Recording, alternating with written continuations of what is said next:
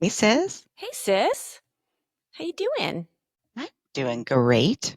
I Good. am a day older than I was the I know. yesterday. Happy birthday, sister. I really wanted to wear this crown that I have that says happy birthday.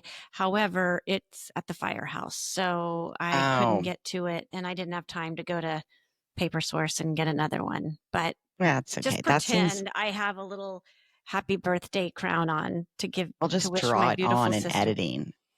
And for our audience, I'm like, I feel so bad. I called her yesterday and I was like, so I'm still working on your present, kind of deciding between a few things, but I need to confer with Lance before I make any purchases. So it's coming. It's coming. I promise.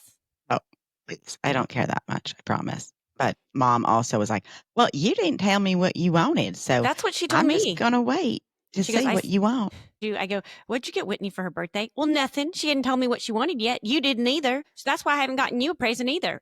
And I said, well, don't even worry. I said, you can take me house shopping when you come to town and I move into a new place. So you can take me to Home Goods and buy me, tchotchkes. There That'd you be right go. up her Some alley. giga. Some gaga. One little food thing I wanted to mention. Yeah. We had Eden Grinch Pan on last week, and we made some of the recipes from her cookbook, Tahini Hmm. Baby, and I had to go out and buy a bunch of spices that I didn't have. I mean, I'm still sort of replenishing I had to not obviously not take any spices from the firehouse, but I had to buy a bunch of stuff. And one that I haven't had is sumac. So I Hmm. bought that at an Israeli market. It's so good, Whitney. I've Yeah. decided, you know what I've been doing with it? I've been putting it on popcorn all week. It Oh, actually yeah. tastes kind of like tahine or like Lowry's seasoning salt. It's got that like tangy sort of flavor. Got a little citrus in it. Yes. And it's my Mhm. It's new so good. favorite spice. And I've been putting it on everything. I And, love sumac. and 2 nights ago, how was your birthday? It was great. I usually do a huge party, Hmm. but I did not this year. I Yeah. decided that instead I wanted to spend the money and get a new saddle. Mm, So did that. money well But spent. yeah. And Lance arranged a little dinner with some of our friends on Friday night. Hmm. And it was really funny. Jessica Maros, who sings our intro song, Yes. she said, okay, I want to know from everybody, what is the worst meal you've ever had or dish you've ever had? This was a conversation at dinner. Yes. So Oh, I love that. we all went around. It Ooh, was okay. so funny. Steven said that his mom used to make beef tongue all the time Oof, yeah. and just like boiled beef tongue and like Ugh. sliced up and you could like she said he could feel the bumps on the tongue. Oh, gross. We've had a few guests on here talk about beef tongue. One Oh God. that one girl, Casey, she liked it. She liked a beef tongue Yeah. sandwich, remember? Ooh, yuck. Yeah. I Yeah. don't know if I could do it. Yeah.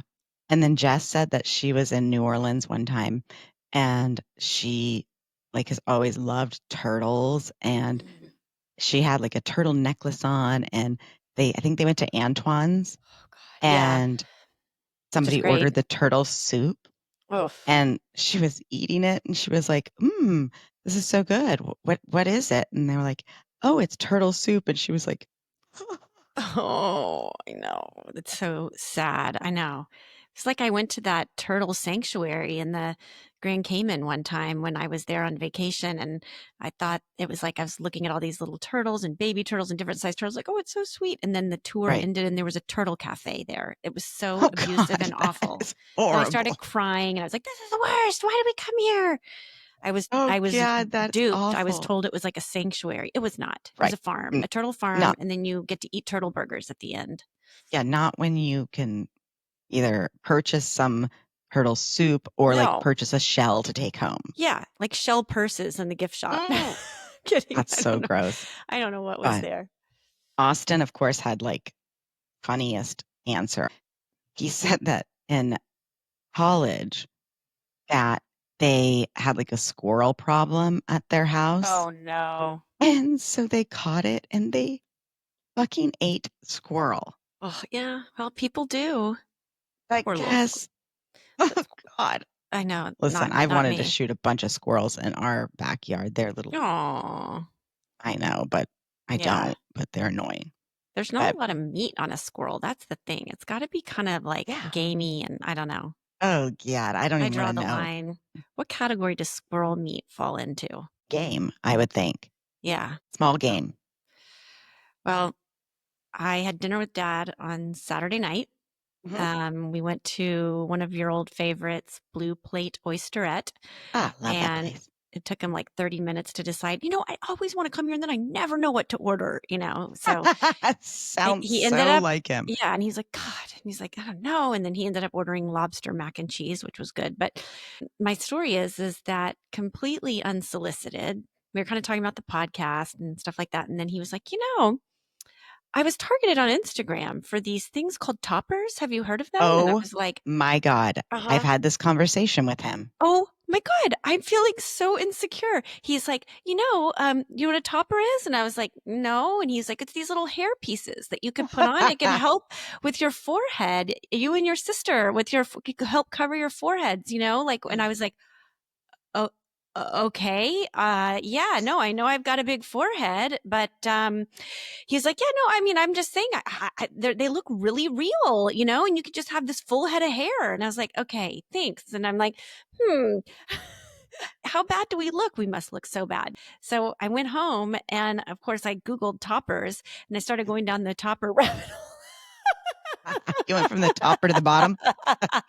The topper to the bottomer and found out they're like $600, these toppers. I mean, I can't afford that. no, I can't. If he wants to buy me a topper, fine. But then Yeah, I if he started thinks like it's that fantasizing bad. about wearing him. And I'm like, "Okay, what if I'm like on a date with a guy and he like runs his fingers through my topper and it falls off or something? I don't think I can be so.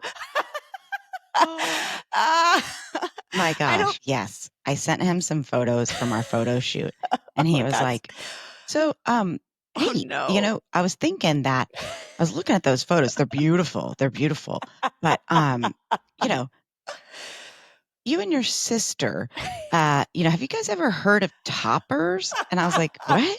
And he's like, I mean, it would just help really fill out your hair, like, volume and like really bring some hair in there." And I'm like, "Oh my God. I mean, this is Okay. what happens when you have a dad who was a fashion director for, beauty and Yeah." TV commercials. So then I go down the topper rabbit hole too. You went on the topper rabbit hole? Yes, yes. And I'm watching videos Oh. from this influencer topper person, Mhm. and she shows you how to put them all on, and she's like, "And I'm gonna get this hair glue, and you're gonna Oh put it god, there's down, and glue so then that really involved? cements the hair Mm. the topper down to your real hair."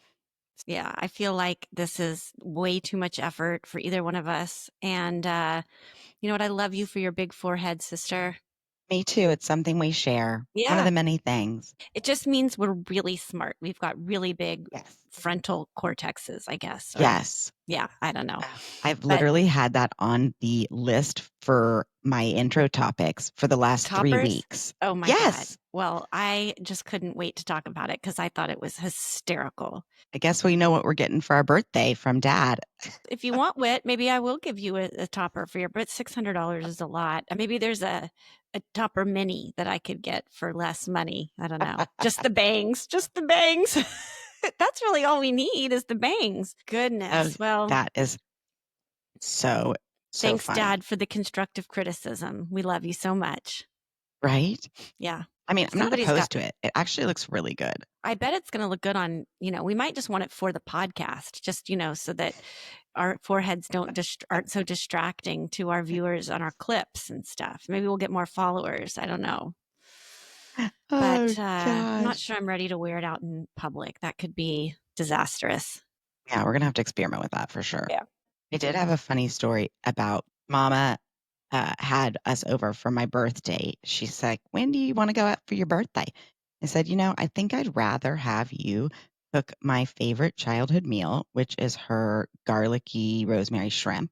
Yeah. It's on our website. And yep, it's on our website. And she put together a lovely cheese plate, and we were sitting out on the patio. It was so lovely, and having the cheese plate and having martinis. And Lucy, her little golden retriever, big golden retriever, was walking around and was wanting somebody to throw the ball for her, like this little Mhm. disc. So I take it and I kind of like ugh, chunk it, and it hits mom's martini glass, Oh no. breaks it. I'm like, oh shit.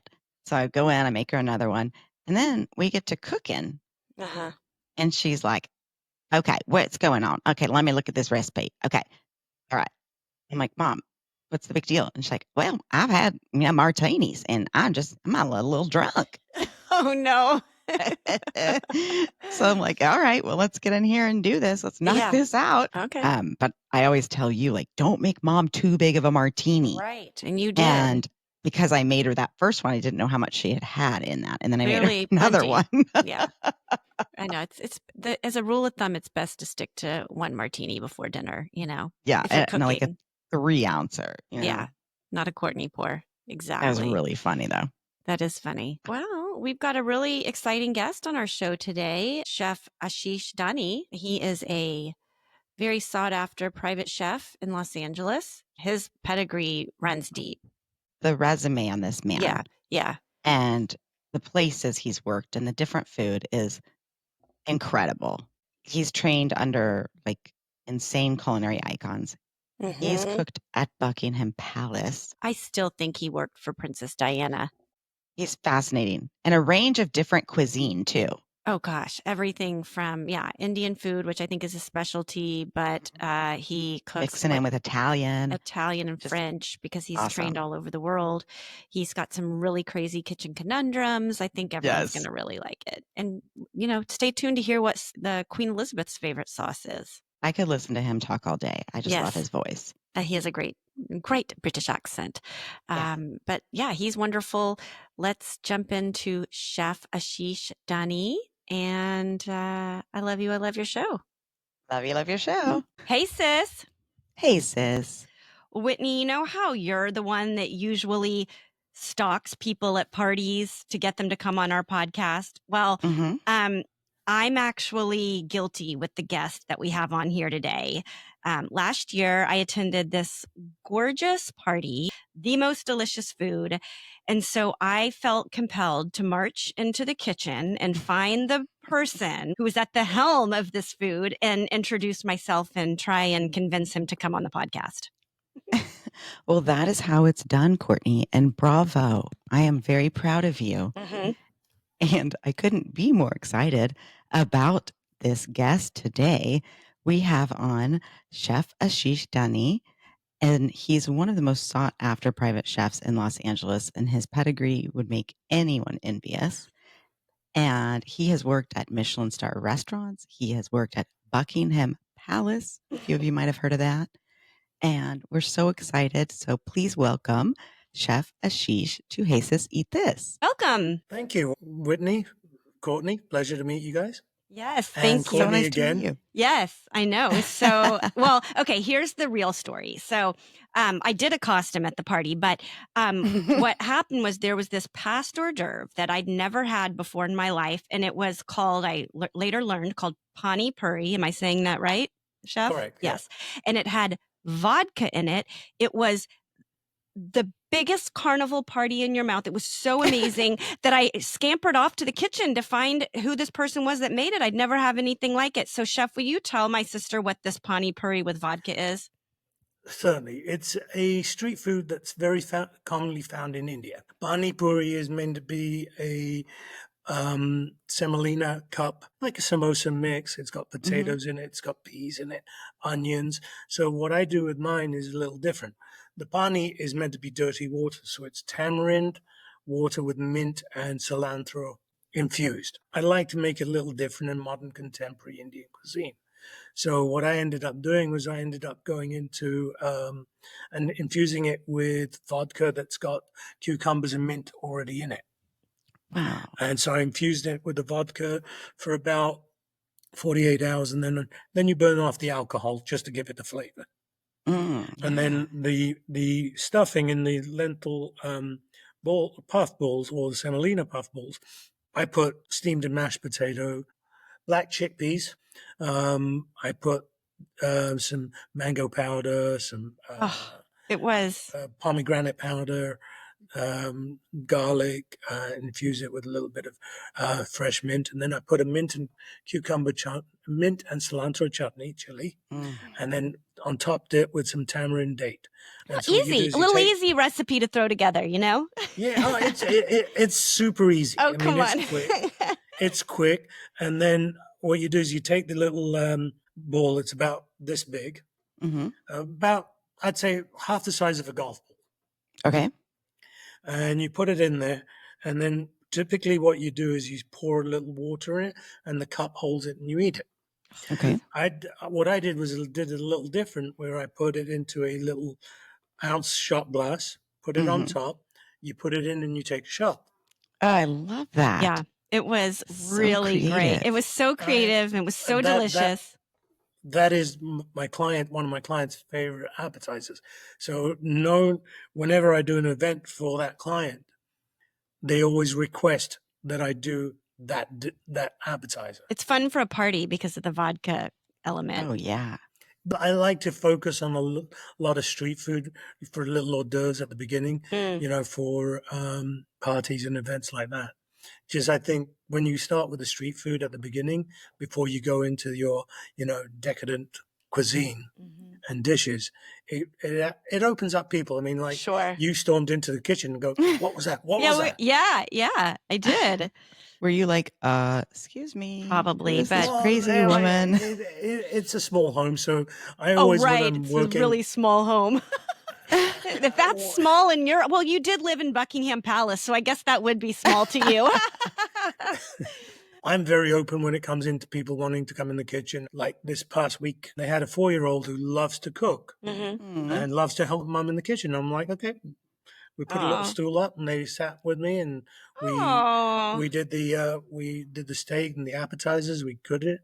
I held his hand and helped him cut the steak into pieces. So I'm very open to people coming in the kitchen. Not like the old days when you had a yelling chef that would tell you not to come in the kitchen. Yes. Right. Right. That's great.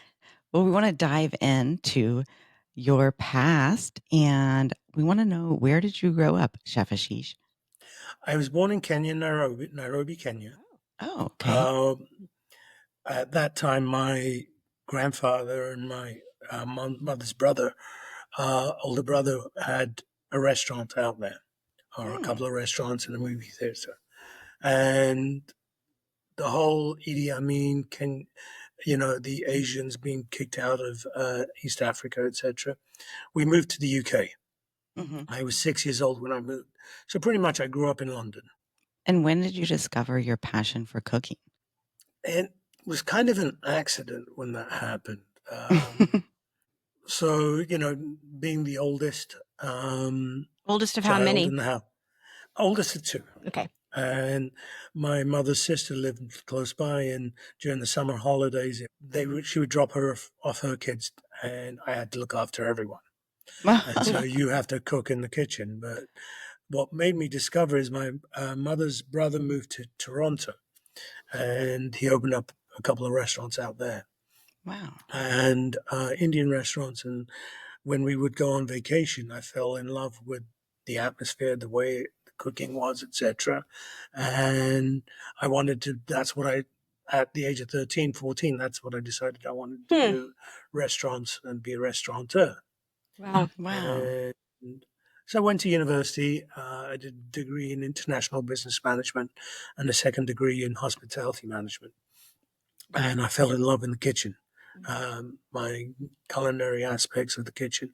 So I changed to more of a culinary arts rather than hospitality, and started working culinary arts and spending more time in the kitchen and learning. So I decided I wanted to do that. The chefs seemed to have more fun. I had some great professors at university. I was lucky enough to go to a university that had Marco Pierre White as a professor, who had Albert Michel Roux and Jean Hubert, who was a great pastry chef, who taught us. And from there, Marco Pierre White referred me to Paris, where I did a little stage in Paris with Georges Blanc and Joël Robuchon. For our guests who don't know, Marco Pierre White trained like Gordon Ramsay and Curtis Stone, among others, and Georges Blanc has like 3 at least Michelin stars, like just Yeah. really off the charts. Yeah, that's really cool. And then from there, I ended up doing my culinary journey, going to Italy, where I ended up at Paolo Contighi in Genoa. And then I spent a little time in Hong Kong, just Wow. learning Gosh. Chinese cuisine. Wow. Was your mother a wonderful cook? Oh, my mother was the best chef in her family. Oh, okay. So there's a story. My mom loved to experiment with different dishes, and she made these jira. Jira is fennel, so fennel chicken Love. wings, Ooh. and she Yum. wanted to do them with wine.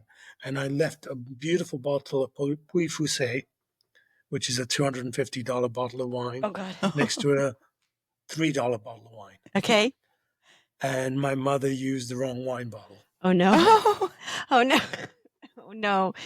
Was it amazing chicken? Yeah. I sucked every bone dry because it was like, Yeah, I mean, the chicken, the amazing thing about my mother was she was vegetarian, Okay. Okay. Mm. and she made meat dishes that came out perfect every time. Wow. Wow. And She did never you? tasted it. She just tasted the masala, and then Right. she would call me down from upstairs and say, "Hey, come and taste this. Does it need more salt or this?" And my mother was an awesome cook. Did she primarily cook Indian food or all different? 90% Indian food. Mm-hmm. So was she making meat dishes for the family? Absolutely. Okay. Yeah. My sister later on my mother's later stages asked her to write all her recipes down, so we have a handwritten book Oh, that's really wonderful. of all her personal recipes, Wow, that's really which is kind of wonderful. cool. And I use that for different things, Can you share most of my cooking. Can you share a specific dish that highlights her influence on your culinary style today? Not really. I think more because I've mostly grown up with French and Italian cuisine. Mm-hmm. Indian cuisine was just heritage. I really didn't focus as much on it back in the day. Nowadays, a lot of people are like, "Oh, we want this fusion. We want the blend of flavors." And so I utilize that. Back in the day, one of my signature dishes was chicken tikka ravioli. Ooh, What? yum! Served with a shenshai sauce. Shenshai is a tomato rich, infused with basil and Yes, cashew sauce. please. Oh God, yes. So would you stuff the ravioli with the chicken from the Chicken tikka masala? and the paneer. Yeah. Oh, Oh, that that sounds Like sounds you- to die for. so good. Yeah, Like you, I go down to Italy. It's easy to buy the lasagna sheets Yeah. and make the ravioli. Yeah. okay. Oh man. We need to do a little cooking together, I think, when Yeah. Whitney's in town next time. Absolutely. That sounds amazing. That's awesome. Yeah. And then we were one of the very first people who did naan bread pizza. Oh, oh my God, Ooh. his naan bread is so good. The house that we were at when you were there, they had a wood burning pizza oven. Right, you were which is doing. basically a tandoori turned upside down. Yeah, Yeah. yeah. We talked So about did you that. smack it up on the side of the pizza? No, oven? we just put it on the actual stone on the bottom Yeah. because you didn't have to smack it at the top. Yeah. While everybody was hanging out and drinking, the party goers, I was hanging out with Chef Asheesh by the pizza oven, and he was handing me fresh pieces of naan right off of the pizza oven. As I was like, "So, I think you should come on our podcast." And he's like, "Okay." Let me- That's amazing. Your mom obviously cooked dinner for all of you. So what did your dinner table look like when you guys were growing up? During the week, it was 90% vegetarian. Okay. Meat was generally brought on over the weekend. It was Indian. We grew up in a very small, tight-knit Indian community. When I say that, if you imagine our house and across the street I have 2 cousins who Mhm. live Fun. literally one directly across, one 6 doors down. Well, that's great. Yeah. Across from him is another cousin. On a Saturday in the summer, it would be everyone comes over for a barbecue. Oh, that's nice. And my dad was great with barbecuing, and he taught me, but it was Indian style barbecue. I think she made lasagna twice while I was growing up, but it was never beef. It was always lamb because beef was not allowed inside the house. Mm-hmm. Right. My mother and I had arguments over that because she's like, "Why are you eating hamburgers and Yeah. beef burgers?" And I'm like, "Well, the cow's English; it's not Indian. The Indian cow's sacred." Good point. Yes, Yeah. exactly. Never in India, Yeah. but anywhere else is fine. I use that when people say I'm vegetarian. I'm like, "Well, the cow's grass fed." I like that. I'm going to use that too. True. Oh gosh. That's funny. When you told your mother that you were going to be a chef, was she excited for you? No, no, not at all. My father and mother were not excited in the way because I had the grades and I had the skill set to do whatever. And, you know, the traditional Indian, Asian, when I say Asian, I meant all of Asia. Parents always want you to be an architect, doctor, lawyer, accountant, or something like that. And I said, I just didn't want to sit in an office, you know, and have the same routine for Yeah. 35, 40 years. Yeah. And so I wanted to be a chef. I wanted to develop flavors and palettes and things like that. So you mentioned that you trained pretty much throughout Europe and Paris and Italy. What was the most challenging part of that, and how do you feel like it changed, that it shaped your Speaking approach French, to cooking? Speaking French. speaking French and understanding it. Approach to cooking. When you come out of university, college, you think you know everything. Mm-hmm. You know, I've learned everything. You don't need to train me on anything. And it's a hard reality. You know, when you've got a top chef, one of the elite, world's elite, 3-star Michelin chef, 3 inches from your face shouting in you, and his Spit's saliva coming is at, yeah. hitting you at your face. Wow. You can either accept what he's going to say to you or quit. Right. Mm-hmm. Right. And you just say, "Oui, chef," Yeah. and you get on with it. So it really is First, like the show The Bear. Like it's that intense in there. yes, and when I tell people why it's that intense, it's because, and this was explained to me by Marco Pierre White. He goes, "When you go into my restaurant, Harvey's on the Green, and you eat, you know it's my restaurant. If you have a bad experience, you're not going to say, 'Hey, Asheesh cooked,' or 'Gordon Ramsay cooked that day,' or 'Curtis Right. Stone cooked that day.' You're going to go, 'Hey, I went to Harvey's on the Green. It's Marco Pierre was White, and I had a really horrible experience.'" Right. But, you know, so it's a 2 hour, 3 hour window that you're in, and it's intense. And I was the same. When I took my first executive chef position, I was yelling at my team. There's a story when I moved to the US, what happened, we'll come back to that one. But you just turn around and you do it. And the first day I showed up to work in France, I had to make pomme cocotte. Pomme cocotte is a Potatoes. 7-turned potato. It's 30 grams each, and it's 7 equal sides. Oh wow. And you put 3 of them on a plate, and we have a dinner for 400 people. Oh my So gosh. you're Oh, expecting, so you have to do 1,200 and maybe 1,400 of these potatoes. And I go through a 30-kilo bag, and I'm halfway through it. The chef comes up, pulls 3 of them, and goes, "This is shit," and throws it all, and pours it down into the sink and says, "Start again." Oh God. Oh So God. now you're behind. This is 6 a.m., 7 a.m. You start again. And your hands are turning, and you're just turning and turning. And it's just, you know, Really your hard. fingers are starting to get numb and things yeah. like that. Cramping up. And to make sure I paid attention, the chef, the next day, I had grease trap cleaning. Oh boy. Oh, Mm-hmm. Yeah. Oh my that's not God. fun. Yeah. So you know, it's a school of hard knocks. Yeah. But at the end of the day, after we all finished, we went to the local bistro around the corner. He opened a bottle of wine with us and shared it and had a fun time. Oh, that's nice. Yeah. But it's hard You know, mentally. and Yeah.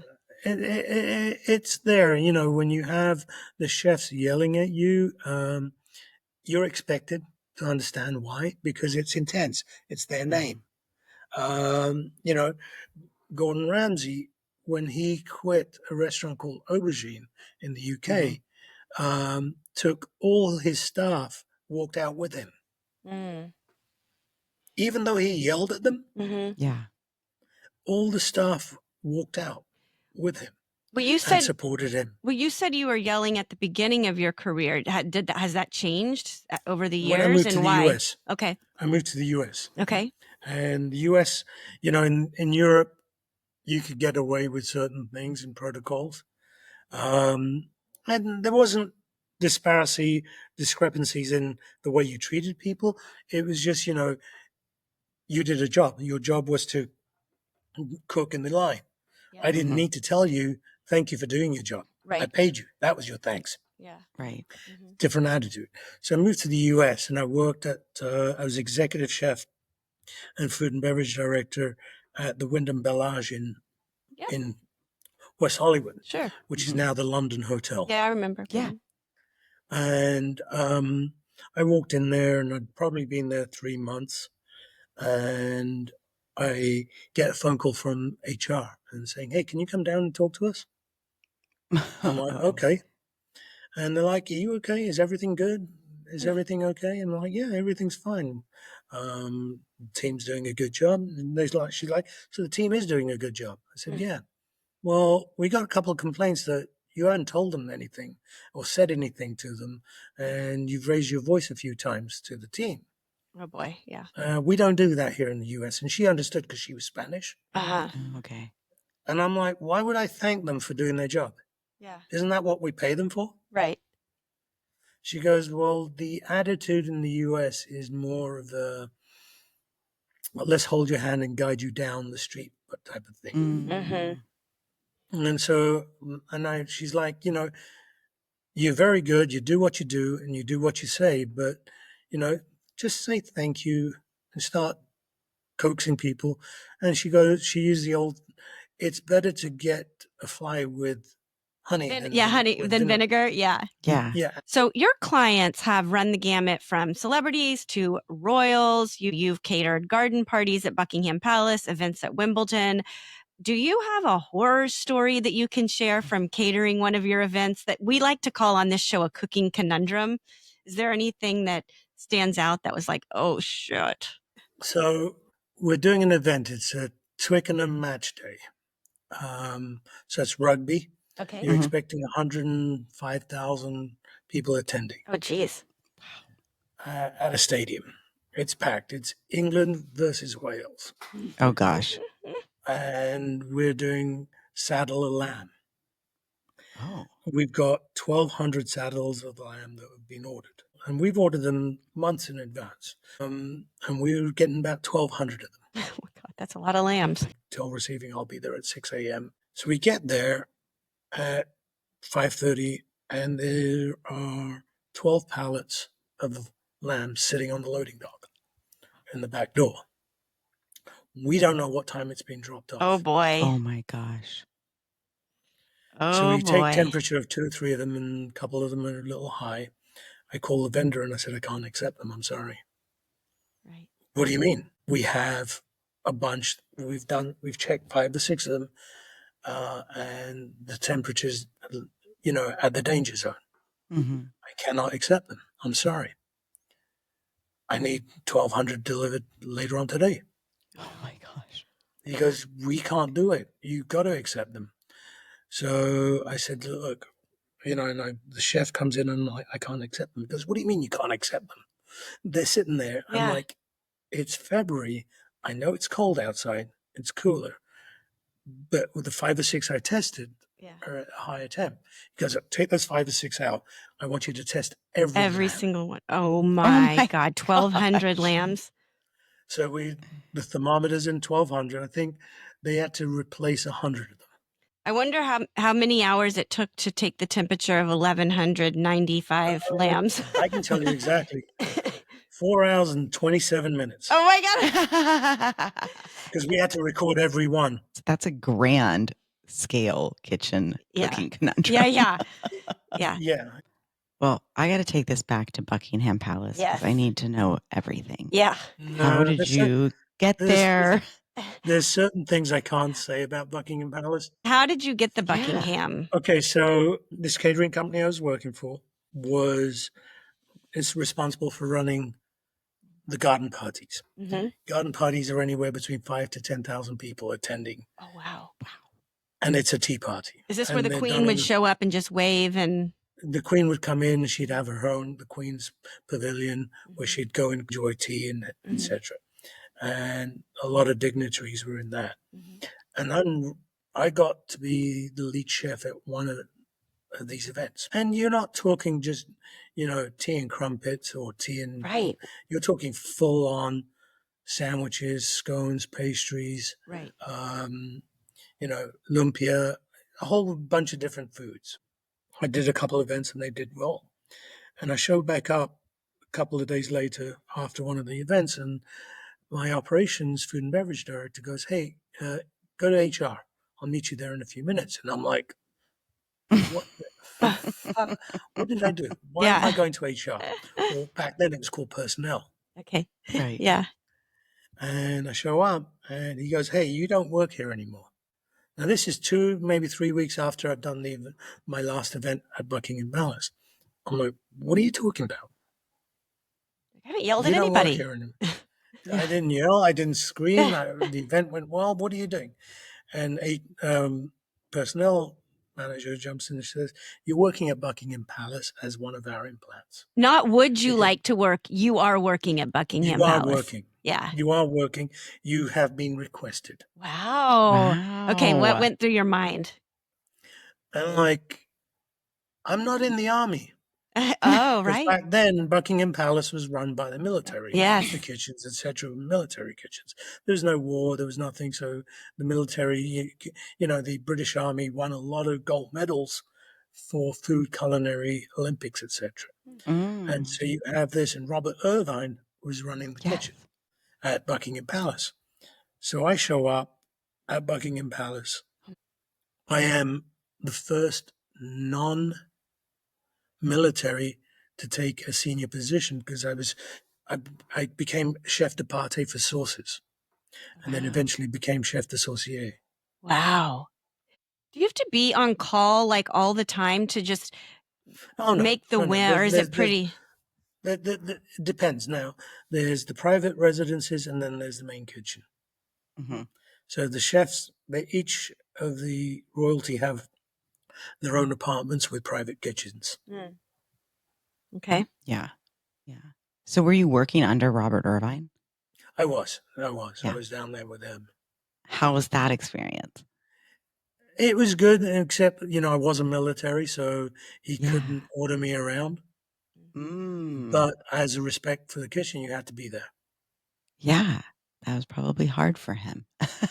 Were you there during the Diana days? I can't confirm or deny. Oh, okay. Ah, Okay. okay. Well, that's exciting. Does the queen have a favorite sauce or meal? She's very particular, and her chef would make her food just rankly. I mean, my interactions with them were on events, Mm-hmm. Hmm. So she, and I didn't have a complaint. So right. I think Yeah. she probably had a pretty bland palate, I would think. I don't know why. It just seems like it. What do you cook when you're not working?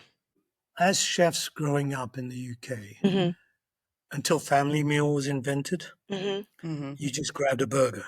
Okay. Mm. So I kind of like a quick meal sometimes, Yeah. where I'm not cooking all the time. If I'm going to cook like tonight, I'm doing a nice steak, sous vide steak Mm. with crisp fried onions and what's the potatoes I'm doing? I've got fondant potatoes going on a little Oh, later on. ooh, nice. And this is just for you and your girlfriend? Yes, yeah, That's just lovely. What and kind of then steak are you using? I'm using a Snake River Farms. She likes it more of a medium, so I wouldn't use a wagyu, but it's more of a prime Hmm. fillet. Delicious. Nice. Now, So, do you put And anything in your bag and of yeah. sous vide spices or? Snake River Farms has got great meat, so I will Hmm. season it right now with just salt and pepper. I'll put a sprig of rosemary in there and a little bit of butter. Yep. Hmm. Perfect. Sounds perfect. I mean, depending upon what sauce we're making with it. Today I'm just doing a bourbon horseradish sauce. Oh, just a bourbon horseradish sauce, for a Wednesday. Can you share a time when you cooked a really special meal for someone who was not a client? What was it and what was the occasion? Friends had a little, they call it Posadas Posadas. It's a little event where Latin friends, Hispanic friends of mine, they go and they hold this event where they invite the Virgin Mary, etc., into their house. Mm-hmm. And it's around the Christmas time area. And he's like, hey, can you make something for the event? Like a dessert, something nice, holiday-ish.